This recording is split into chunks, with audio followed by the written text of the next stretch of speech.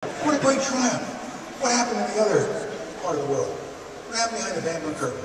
Even before Gorbachev, a man named Deng Xiaoping came into power. A billion people in China going nowhere. And so he realized that they had to keep their political authoritarian system, as we saw demonstrated again this week when the president was there, but they had to change their economic way in the world. So what they did, they started selling to us. They started trading with us. They opened up. They became members of the World Trading Organization.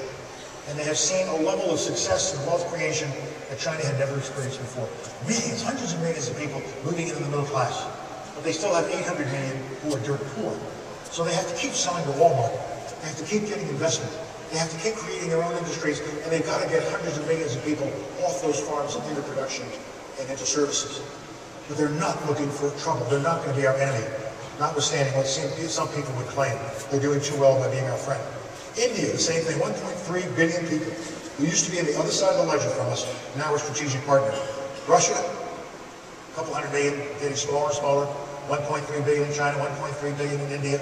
You look at the rest of Asia, you look at Latin America, more and more democratic nations coming forward. Don't pay any attention to Hugo Chavez, pay attention to what's going on in Brazil and the other democracies within Latin America.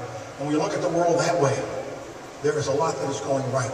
Even Africa is starting in some ways to stabilize and requires more of our assistance. But when you look at the world this way, you have roughly 150 million people giving us all the difficulty in Afghanistan, Iraq, the Middle East, North Korea, and Iran. And the rest of the world, 6+ billion people who are moving to a different dynamic. What's that dynamic? The most powerful political force in the world today is not the Taliban. It's not what North Korea is doing. It is wealth creation. It is economic development.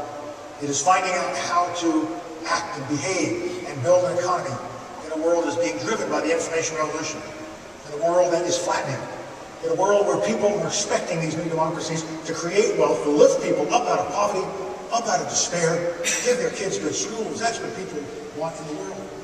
With that kind of wealth creation taking place, with more people living under democracy now than ever before, it requires what? Energy. And so we now have a challenge with energy. How do we generate more? What kind of alternative sources can we get? What kind of conservation techniques should we be applying? And so energy is the second most powerful political force. Third, the environment, because economic wealth creation, more production, more use of energy, more of an environmental problem. And America cannot ignore global warming. Frankly, we have to be in the lead of solving the global warming problem. It's a world that is far more promising than the world I started out in. But tonight, on television, it'll be Afghanistan, Iraq, North Korea, and Sarah Palin's book tour. That's what the vividness of the transient impression. And you won't see the kinds of things that I just discussed, but I'm telling you they're for real.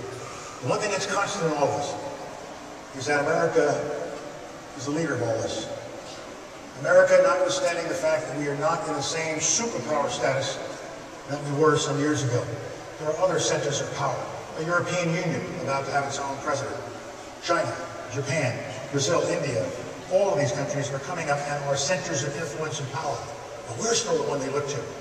We're still the one that will have to deal with North Korea and Iran and the Middle East peace process. We're the ones that are standing fast in Afghanistan. And I don't know what the president will decide.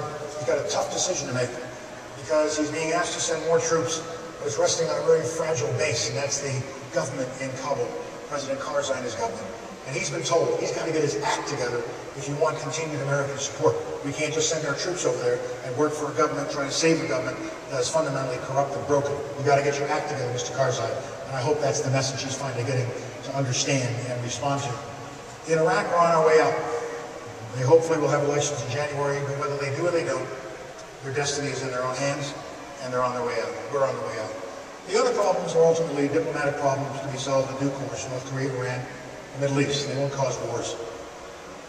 Constant in all of this, people look to America. Yes, our standing dropped in recent years, but even when our standing dropped to the lowest point in the last 10 years, at every embassy and consulate office, every morning, people were lined up. And when they got to the window, they all said the same thing. I want to go to America. We're still the land of hopes and dreams and opportunity. And in the last year, with the new president, even though he's facing the same problems and hasn't solved many of them, has changed the attitude of the rest of the world toward us. But that attitude was always there. Don't sell ourselves short with respect to the drawing power that we have in the world and the fact that the world expects us to be leaders. Anytime I have any doubt about this, any question in my own mind, I think of two little stories that I'd like to share with you as I close. Two little stories that just jog my memory and touch my heart a little bit. The first story has to do with a Japanese businessman. Very, very successful. He owned many companies, many conglomerates. He was a multi-billionaire. He traveled all over the world. And one night he was being interviewed on Japanese television.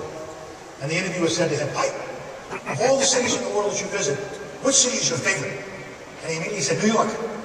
And the interviewer said, New York? Why New York? Why not London, Paris, Rome, San Francisco? Why New York? And he said, because New York is the only city in the world where, when I walk down the street, people come up to me and ask for directions.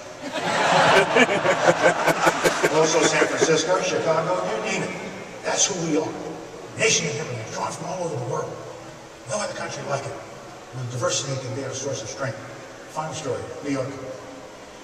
Whenever I'm back in my hometown, I love walking up Park Avenue on a beautiful afternoon, watching the world go by, looking at the churches, the beautiful stores and shops and buildings, just enjoying myself.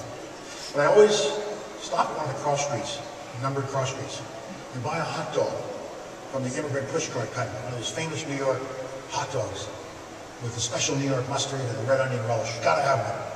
I love them. I even did it when I was Secretary of State. I would come out of the Waldorf Astoria. I would start on Park Avenue. And in those days, I would have 5 bodyguards around me all the way looking like this. And I would have 3 New York City police cars that would roll alongside of me slowly up Park Avenue to make sure nobody whacked me as I was walking up Park Avenue.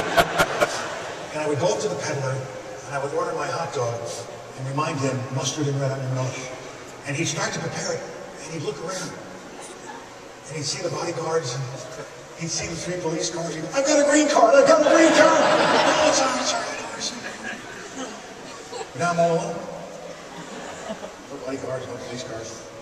So I look at the peddler, I order my hot dog, mustard, red onion relish. Fixes it, and starts to hand it to me. Goes something like this. I know you. I see you on television a lot. You're General Powell. Yes. Oh. Hand me the hot dog. Now hand the money. No. General, you can't pay me. You don't have to pay me. America has already paid me. I'm here. I'll never forget where it came from. Never. I'm not an American. I'm truly an American. So please, General, take the hot dog. Thank you. I thank you for his generosity.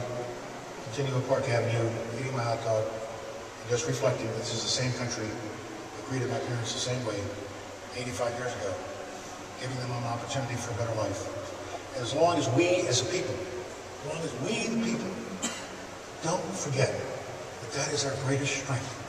It is our belief in democracy, our belief in the human spirit, our belief in freedom, and our belief that we have a solemn obligation to our fellow citizens and our fellow citizens of the world to make the world a better place.